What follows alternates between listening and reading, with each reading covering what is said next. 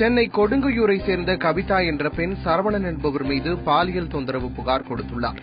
ஆனால் போலீசார் நடவடிக்கை எடுக்கவில்லை என குற்றம் சாட்டி தற்கொலைக்கு முயன்ற கவிதாவை ஸ்டான்லி மருத்துவமனையில் அனுமதித்துள்ளனர். கரூர் மாவட்டம் குளித்தலை பகுதியில் காவிரி ஆற்றிலிருந்து மணல் அள்ளப்பட்டு நெல்லை, மதுரை மாவட்டங்களுக்கு லாரிகள் மூலம் கொண்டு செல்லப்படுகிறது. மணப்பாறை வழியாக செல்லும் மணல் லாரிகளால் சாலைகள் சேதமடைவதாக கூறி அப்பகுதிவாசிகள் தொடர்ந்து 4வது நாளாக லாரிகளை சிறைபிடித்து போராட்டத்தில் ஈடுபட்டு வருகின்றனர்.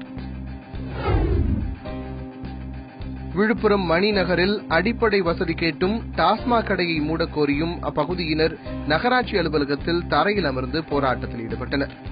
கோரிக்கை நிறைவேற்றப்படவில்லை எனில் வரும் தேர்தலில் வாக்களிக்கப் போவதில்லை எனவும் கூறினர்.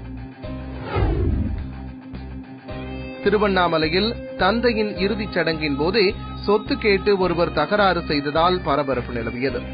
பரத் என்பவர் தமது நண்பர்களுடன் சேர்ந்து சகோதரர்களுடன் சண்டையிட்டு வீட்டின் மீது பெட்ரோல் குண்டும் வீசியுள்ளார். வாகனத்தையும் சேதப்படுத்தியுள்ளார். சிவகாசியை அடுத்த திருத்தங்கல் பகுதியில் பொதுமக்கள் குடிநீர் வசதி கேட்டு சாலை மறியலில் ஈடுபட்டனர். நகராட்சி நிர்வாகத்தில் பல முறை புகார் கொடுத்தும் நடவடிக்கை இல்லை என அவர்கள் குற்றம் சாட்டினர்.